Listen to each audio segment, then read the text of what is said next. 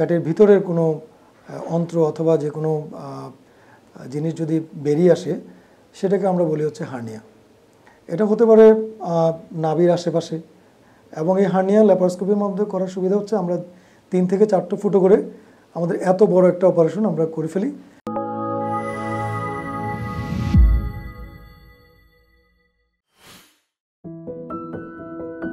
সম্মানিত সুধী, আমি ডাক্তার প্রদীপ কুমার নাথ। আমি সার্জারি কনসালটেন্ট হিসেবে অ্যাপোলো ইম্পেরিয়াল হসপিটালে কর্মরত আছি। আজকে আপনাদেরকে যে বিষয়টা নিয়ে কথা বলবো সেটি হচ্ছে হার্নিয়া চিকিৎসার সবচেয়ে অত্যাধুনিক এবং কার্যকর পদ্ধতি সম্পর্কে। প্রথমে হার্নিয়ার যে চিকিৎসা সেটার আগে আমি হার্নিয়ার যে জিনিসটা কী এবং কেন হয় এই বিষয়গুলো নিয়ে একটু সামান্য আলোকপাত করব।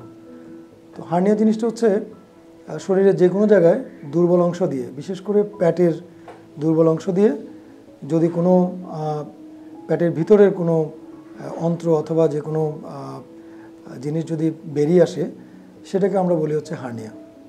এটা হতে পারে নাভির আশেপাশে, এটা হতে পারে পেটের যে কোনো জায়গায়, এটা হতে পারে আমাদের যে কুচকি থাকে ঠিক তার উপরের জায়গাতে।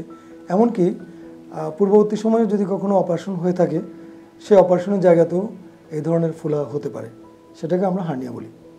এটার তাহলে চিকিৎসাটা কি হবে? এটা প্রাথমিকভাবে আমরা চিন্তা করি সেটা হচ্ছে কোথায় এই হার্নিয়াটা আছে। হার্নিয়াটা আমাদের সাইডটা আমরা প্রথমে দেখি। এটার প্রকার থাকে বিভিন্ন রকম। কিছু কিছু হার্নিয়া খুব তাৎক্ষণিক অপারেশন করতে হয়, যেগুলোকে আমরা স্ট্র্যাঙ্গুলেটেড হার্নিয়া বলি আমাদের ভাষায়।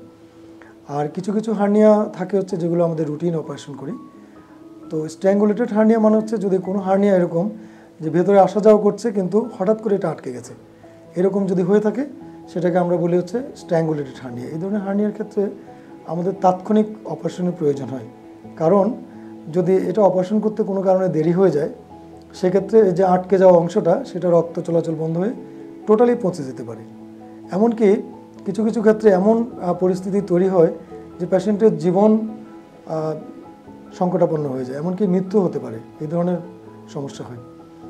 এইসব বিবেচনায় আমাদের হার্নিয়া অপারেশন করাটা হচ্ছে একমাত্র কার্যকর পদ্ধতি।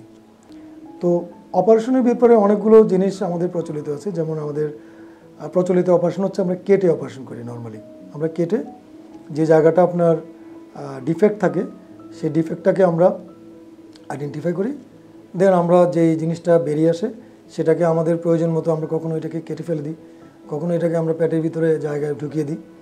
তারপর ওই জায়গাটাকে আমরা ওই ছিদ্রটাকে আমরা সাধারণত এক ধরনের স্পেশাল টাইপের নেট পাওয়া যায়, নেট দিয়ে, কখনো সুতা দিয়ে, কখনো শরীরের আমরা যদি বলি কোনো মাংস অথবা মাসেল বলি, মাসেলের কিছু অংশ দিয়ে আমরা ওই ডিফেক্টটাকে একটু আমরা শক্ত করে দিই, যাতে করে তার অপারেশনের পরবর্তী সময় আর এই ঝামেলাটা না হয়ে থাকে। তো যে জিনিসটা আজকে খুব বেশি করে বলতে চাই সেটা হচ্ছে হার্নিয়ার চিকিৎসা পদ্ধতি এখন অনেক পরিবর্তিত হয়ে গেছে। সেটা হচ্ছে আমরা এখন, আপনারা হয়তো শুনে থাকবেন যে ল্যাপারোস্কোপি খুব প্রচলিত এবং কার্যকর একটা পদ্ধতি। অনেক অপারেশন আমরা করে থাকি ল্যাপারোস্কোপির মাধ্যমে। আমাদের বাংলাদেশে, এমনকি আমাদের এই অ্যাপোলো ইম্পেরিয়াল হসপিটালে এই ল্যাপারোস্কোপির মাধ্যমে নিয়মিতই আমরা হার্নিয়া অপারেশনগুলো করে থাকি। এবং এই হার্নিয়া ল্যাপারোস্কোপির মধ্যে করার সুবিধা হচ্ছে আমরা 3 থেকে 4টা ফুটো করে আমাদের এত বড় একটা অপারেশন আমরা করে ফেলি, এবং এতে করে পরবর্তী সময়ে পেশেন্টের অনেকগুলো উপকার হয়ে থাকে। প্রাথমিকভাবে তার হসপিটালে খুব কম সময় থাকতে হয়, কোনো কাটাছিড়ার প্রশ্ন আসে না। আমরা ওখানে কিছু পিনের মতো এরকম জায়গা, কলমের ছিদ্রের মতো এরকম জায়গা দিয়ে আমরা ফুটো করে অপারেশনটা করি। স্পেশাল টাইপের নেট ইউজ করি, এবং প্রত্যেকটা জায়গা যে হার্নিয়ার ভিতরে যে কতগুলো ডিফেক্ট আছে ওই ডিফেক্টগুলো আমরা দেখে প্রত্যেকটাকে আমরা একসাথে কভার করে একটা নেট বসিয়ে দিতে পারি। ফলশ্রুতিতে দেখা যায় একটা পেশেন্টের খুব অপারেশনের পরবর্তী সময়ে এই ধরনের হার্নিয়া হওয়ার সম্ভাবনাটা অনেক কমে যায়, এবং পেশেন্টের স্যাটিসফ্যাকশন থাকে অনেক বেশি, এবং এটাই এখনকার বিশ্বে সবচেয়ে আধুনিক এবং কার্যকর। তো আমি বলবো, আপনারা যদি হার্নিয়া সার্জারি করতে চান তাহলে হার্নিয়া সার্জারির ক্ষেত্রে সবচেয়ে আধুনিক এবং নিরাপদ এবং কার্যকর যদি বলে থাকি এক কথায়, সেটি হচ্ছে ল্যাপারোস্কোপিক হার্নিয়া অপারেশন।